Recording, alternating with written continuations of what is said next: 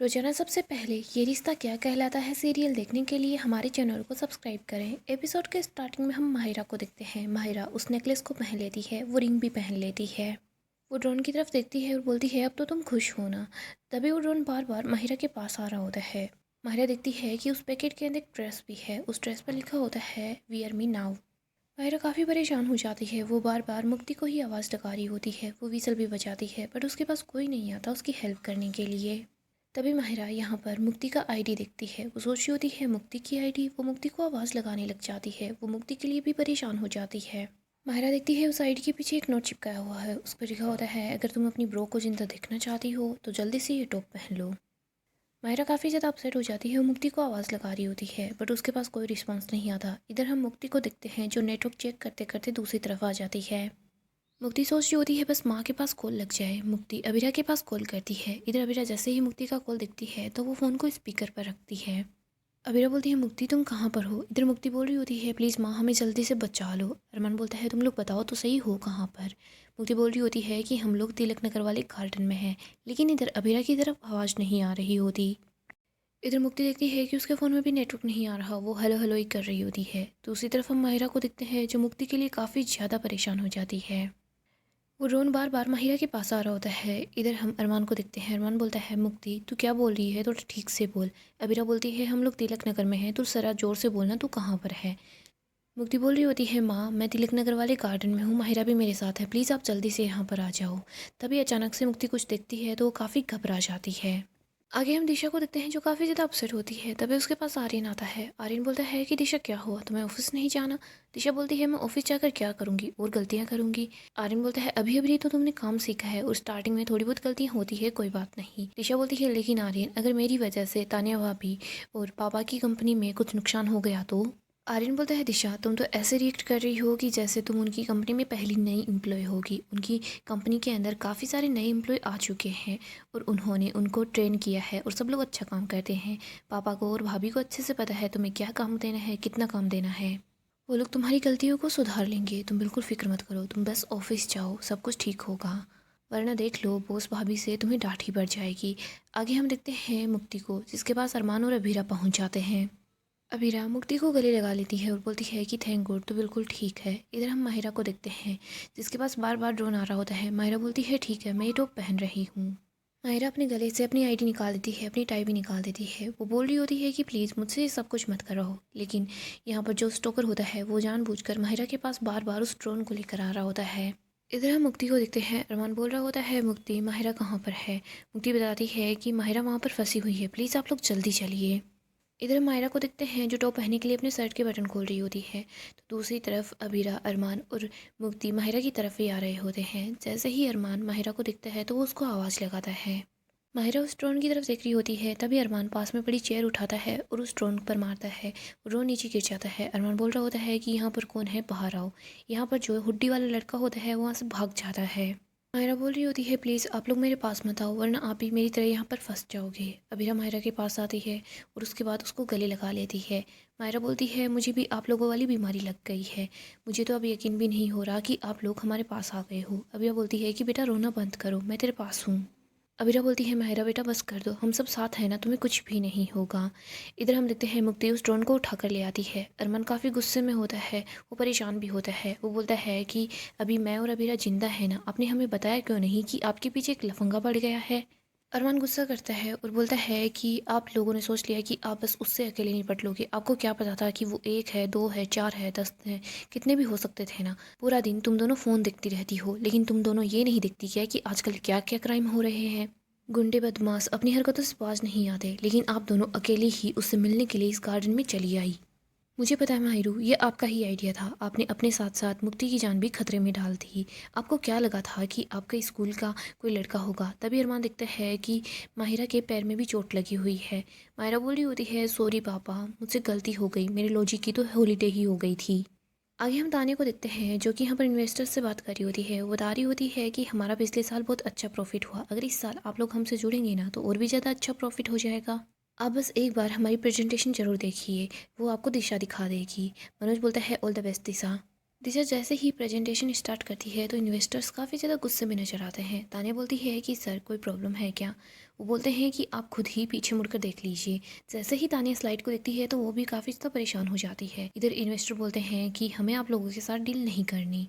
वो लोग नाराज होकर वहाँ से चले जाते हैं। दिशा बोली होती है सर प्लीज़ आप मेरी बात सुन लीजिए। वो तानिया से भी बात करने की कोशिश करती है। तानिया बोलती है कि सॉरी दिशा लेकिन अब कुछ भी नहीं हो सकता। तानिया भी अपसेट होकर वहाँ से चली जाती है। मनोज भी दिशा की वजह से अपसेट होता है। आगे हम माधव को देखते हैं जो अपने बॉस से बात कर रहा होता है। वो बोल रहे होते हैं कि तुमने बहुत अच्छा फैसला किया है, आगे से भी एजेंसी के सारे काम और सारे फैसले तुम कर सकते हो। यहाँ पर विद्या ये बात सुन लेती है। वो बोल रही होती है बधाई हो माधव जी। पहले तो आपके सीनियर ऑफिसर्स हमेशा आपकी तारीफ करते थे, वो भी आपकी तारीफ करते करते नहीं थकते थे, और आपके जो नए बॉस है अब वो भी आपके कायल हो गए हैं। माधव बोलता है कि तुम अरमान और माहिरा के कपड़ों पर रफू कर रही हो। विद्या बोलती है कि हाँ अपने फूल से बच्चों के कपड़ों पर फूल लगा रही हूँ। माधव बोलता है तुम अभीरा के कपड़े भी ले आती, वो भी हमेशा गिरती पड़ती रहती है और वो ज़्यादा नए कपड़े भी नहीं खरीदती। विद्या बोलती है अगर वो मुझे अपने कपड़े देगी ना तो फिर मैं उसके कपड़ों पर रफू कर दूंगी। माधव बोलता है तो तुम्हें अरमान और माहिरा ने खुद से अपने कपड़े ला कर दिए हैं। विद्या बोलती है कि मैं अभीरा से पूछ लूँगी। माधव बोलता है अगर तुम उससे पूछोगी ना तो वो ना ही बोलेगी तुम्हारा ख्याल करके। विद्या बोलती है तो कोई बात नहीं। माधव बोलता है लेकिन फिर भी एक सास की बहू के प्रति भी कुछ जिम्मेदारियां होनी चाहिए। विद्या बोलती है एक लड़की बहू जब बनती है जब उसकी शादी हो जाती है, लेकिन अरमान और अबीरा की शादी नहीं हुई। माधव बोलता है तुम अभी भी अरमान और अबीरा के साथ होने से खुश नहीं हो क्या? क्या तुम उस वक्त माफ़ी मांग रही थी तो दिल से मांग रही थी या फिर सिर्फ तुम दिखावा कर रही थी? विद्या कुछ भी नहीं बोलती, वो बस यही बोली होती है कि सब कुछ खराब हो रहा है, कुछ भी ठीक से नहीं हो रहा। तभी माधव के पास कॉल आ जाता है। वो बोलता है कि मैं यहाँ से जा रहा हूँ। कॉल पर बात करने लग जाता है। आगे हम माहिरा को देखते हैं। अरमान माहिरा के पैर पर पट्टी करता है। तभी यहाँ पर माहिरा दौड़कर अरमान के पास आती है, उसको गले लगा लेती है। वो बोलती है कि सॉरी पापा, मुझे लगा था मैं इस कैरी स्टोकर को अकेले ही हैंडल कर लूँगी, लेकिन पापा मुझे समझ आ गया है मैं इतनी बड़ी नहीं हुई हूँ। पापा मुझे समझ आ गया है कि मुझे आप लोगों की ज़रूरत है। अरमान बोलता है कि हम हमेशा तुम्हारे साथ है बेटा, तुम्हें कुछ भी अकेले हैंडल करने की ज़रूरत नहीं है। आगे हम घर का सीन देखते हैं। दादी साहब बोलती है कि अरमान और अबीरा की फॉर्म का पहला दिन है, लेकिन वो दोनों है कहाँ पर। ताने बोलती है पता नहीं नानी साहब दिख ही नहीं रहे दोनों। विद्या बोलती है कि टाइम भी हो गया है और माहिरा भी अभी तक स्कूल से नहीं आई है। माधव बोलता है मुक्ति भी नहीं आई है, कम से कम थोड़ी उसकी भी चिंता कर लो। तभी यहाँ पर अरमान और अबीरा माहिरा और मुक्ति को घर ले आते हैं। सब माहिरा को ऐसे देखकर काफ़ी परेशान हो जाते हैं। वो दौड़कर माहिरा के पास आते हैं, बोलते हैं तुम्हें चोट कैसे लगी, तुम्हें हो क्या गया है। विद्या बोलती है माहिरा बेटा कुछ तो बोलो। अरमान बोलता है माँ प्लीज़ कोई सवाल मत करो। अरमान बोलता है माहिरा बेटा आप अपने रूम में जाओ। माहिरा बोलती है कि मैं अकेले नहीं जाऊंगी, मुझे मम्मा चाहिए। अबीरा बोलती है मम्मा तुम्हारे साथ ही है, फिक्र मत करो। अबीरा माहिरा को लेकर वहाँ से चली जाती है। इधर अरमान बोलता है कि पापा मुझे आपकी एजेंसी की हेल्प चाहिए, एक लफंगा है वो माहिरा को स्टॉक कर रहा है। आर्यन बोलता है अरमान भैया माहिरा भी बहुत छोटी है। इधर तानी बोलती है कि ये गुंडे लफंगे होते हैं ना, इनका कुछ भी भरोसा नहीं होता। वैसे अरमान भैया आपको कोई और भी इन्फॉर्मेशन पता है क्या? अरमान बोलता है नहीं पता। अरमान बोलता है लेकिन मुक्ति को सब कुछ पता है। अरमान बोलता है मुक्ति बताओ सब कुछ कब से स्टार्ट हुआ है? मुक्ति बोलती है मैं आपको सब कुछ सच बता दूंगी। मुक्ति यहाँ पर सब लोगों को सारा सच बता रही होती है। दूसरी तरफ हम अबीरा और माहिरा को देखते हैं। अबीरा बोलती है कि माहिरा बेटा बस कर दो, अब आप घर पर हो ना, आप बिल्कुल सेफ हो। माहिरा बोलती है आपके और पापा की वजह से हूँ, वरना मेरी स्टूपिडिटी की वजह से तो पता नहीं आज क्या ही हो जाता। मम्मा मुझे वहाँ जाना ही नहीं चाहिए था, मैंने गलती कर दी। अबीरा बोलती है कि आपको वहाँ पर किसी एडल्ट को लिए बगैर नहीं जाना चाहिए था, बाकी आपकी कोई गलती नहीं है। मायरा बोलती है पता नहीं मम्मा मैंने क्यों इतने दिनों तक उस स्कैरी स्टोकर से चैट की। अबीरा बोलती है बेटा आपको थोड़ी ना पता था, आपने तो यही सोचा था कि वो आपका क्लासमेट है, लेकिन जैसे ही आपको सच पता चला तो आपने कांटेक्ट ख़त्म कर दिया। लेकिन कुछ लड़के ऐसे होते हैं जिनको ना का मतलब भी नहीं समझ आता है। अबीरा बोलती है बेटा आप एक बात समझ लो, आपकी कोई भी गलती नहीं है, सारी की सारी उस स्टोकर की गलती है। अगर आपने किसी से हंसकर बात कर ली है या फिर अगर आप किसी से आराम से बात करते हो और किसी ने आपको प्रपोज किया है, आपने मना कर दिया है, अगर कोई फिर भी आपके पीछे पड़ जाता है तो सारी गलती सामने वाले की होती है। मेरी बेटी अपनी ज़िंदगी अपने हिसाब से जिएगी, लेकिन उन दो खोड़ी के घटिया गुंडों की बातें आप अपने सर नहीं लोगी। अबीरा माहिरा को लोरी सुना रही होती है ताकि माहिरा को अच्छे से नींद आ जाए। यहाँ हम देखते हैं अबीरा जैसे ही लोरी सुनाती है तो माहिरा को नींद आ जाती है। इधर अबीरा भी काफ़ी अपसेट होती है। आगे हम दिशा को देखते हैं जो काम कर रही होती है। तभी यहाँ पर तानिया आती है और बोलती है दिशा तुम यहाँ पर क्या कर रही हो? दिशा बोलती है कि मैं तो काम ख़त्म करने के लिए आई हूँ, मैंने जो गलती की है उसको किसी को तो सुधारना ही होगा। तानिया बोलती है, देखो दिशा, तुमसे गलती तो हुई है, लेकिन कोई बात नहीं है, नया काम सीखते वक्त गलतियाँ तो होती ही है, आगे से ध्यान रखना। अब से तुम हर चीज़ को 3 बार क्रॉस चेक कर लोगी ताकि सब कुछ ठीक रहे। और वैसे ड्राइवर नीचे ही है, तुम चलो, और मैं थोड़ा सा काम है उसको ख़त्म करके आती हूँ। दिशा बोलती है, ठीक है। दिशा बोलती है, मैं आर्यन को बुला लेती हूँ। तानिया बोलती है, हाँ। हम देखते हैं दिशा नीचे पार्किंग की साइड आ जाती है।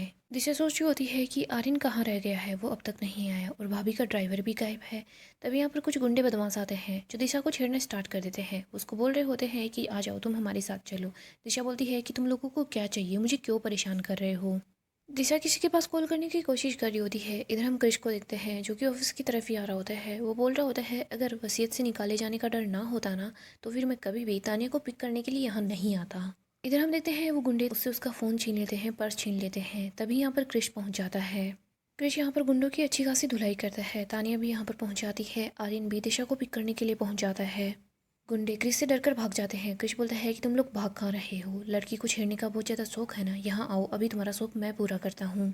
क्रिश बोलता है, दोनों बाइक के नंबर नोट कर लेना और हाँ, कंप्लेंट भी करवा देना, और तानिया अपने जो एम्प्लॉयज़ है ना उनकी सिक्योरिटी का ध्यान रखो। इसके बाद क्रिश आर्यन पर गुस्सा करता है और बोलता है कि कम से कम तो इसको ये तो सिखा दे कि जब तक तो यहाँ ना पहुँचे तब तक ये नीचे ना आए। क्रिश बोलता है, अभी अभी मायरा के साथ क्या कुछ हुआ है, लेकिन मजाल है तुम में से किसी को अकल ही आ जाए। आगे हम अरमान और अबीरा को देखते हैं। अबीरा उस ड्रोन को देख रही होती है और बोलती है कि इस छोटी सी चीज़ की वजह से हमारी बच्ची कितनी ज़्यादा डर गई थी और क्या करने पर मजबूर हो गई थी। अरमान बोलता है, एक बार पता चल जाए ना कि वो कौन है तो मैं उसको छोड़ूंगा नहीं, लेकिन हम उस इंसान का पता कैसे लगाएं। अबीरा बोलती है, अरमान, हम इसके सीवी नंबर से पता लगा सकते हैं कि ये ड्रोन किसने ख़रीदा है। अरमान बोलता है, तुम ठीक बोल रही हो, और इन सब में पापा ही है जो हमारी हेल्प कर सकते हैं। अरमान और अबीरा वहाँ से जा रहे होते हैं। इधर हम देखते हैं ऋषभ होता है जो कि सारी फ़ोटोज़ और ड्रोन के जो भी कागज़ होते हैं उन सबको गिरा देता है, उनको जला रहा होता है। इधर अरमान अचानक से रुक जाता है। अबीरा बोलती है कि अरमान क्या हो गया। अरमान बोलता है, कुछ भी नहीं। इधर हम देखते हैं ऋषभ उन सब चीज़ों को आग लगा देता है। ऋषभ को उस दिन की बात याद आती है। माहिरा ने बोला था कि ऋषभ मेरे टाइप का नहीं है। ऋषभ बोल रहा होता है कि मैं तुम्हारे टाइप का नहीं हूँ ना, अब मैं तुम्हें दिखाता हूँ कि मैं इंसल्ट का बदला कैसे लेता हूँ। ऋषभ बोलता है, मेरे टाइप का जो लड़का है ना वो क्या कुछ कर सकता है ये तुम्हें अब पता चलेगा। गाइस, डेली अपडेट के लिए आप हमारे चैनल को सब्सक्राइब करें, साथ ही साथ वीडियो को लाइक भी कर दें। गाइस, नेक्स्ट एपिसोड काफ़ी ही ज़्यादा इंटरेस्टिंग होने वाला है। नेक्स्ट एपिसोड में हम देखेंगे अरमान को और अबीरा दोनों को पता चल जाता है कि जो कुछ हुआ है उसके पीछे किसी और का नहीं, ऋषभ का ही हाथ है। यहाँ पर हम देखते हैं अरमान उस ड्रोन के सीवी से पता लगा लेता है कि वो ड्रोन कहाँ का है। तभी अरमान को पता चलता है कि ये ड्रोन तो कैफ़े का है। अरमान वहाँ पर पूछताछ के लिए पहुँच जाता है। यहीं पर साथ में माधव भी होता है। यहाँ पर मैनेजर बताता है कि ये ड्रोन जो है ये यहाँ पर स्टाफ में से तो किसी ने लिया नहीं है, शायद हो सकता है कि किसी ने ऑर्डर किया होगा, किसी ने मंगवाया होगा। वो बोल रहे होते हैं कि हमें बस इसकी इन्फॉर्मेशन चाहिए, लेकिन यहाँ पर अरमान को कुछ भी पता नहीं लगता। तभी यहाँ पर मैनेजर के पास एक दूसरा आदमी आता है। वो बोलता है कि सर, इस आईडी का हमें क्या करना है। मैनेजर बोलता है, ये 1 हफ्ते पहले हमारे यहाँ पर काम करने के लिए आया था, एक काम कर इस आईडी को फेंक दे, हमारे कोई काम की नहीं है। वो आईडी डस्टबिन में गिरा दी जाती है। तभी अरमान सोच रहा होता है कि एक बार मैं उस आईडी को तो चेक कर लूँ, कि वैसे भी माहिरा के साथ भी जो कुछ हो रहा है वो 1 हफ्ते से ही हुआ है, और ये जो लड़का है इसने यहाँ पर 2 दिन काम किया है। अरमान उस आईडी को उठवा लेता है। इसके बाद जैसे ही वो उस आईडी को देखता है तो वो ऋषभ की होती है, जिसका नाम ईशान लिखा होता है।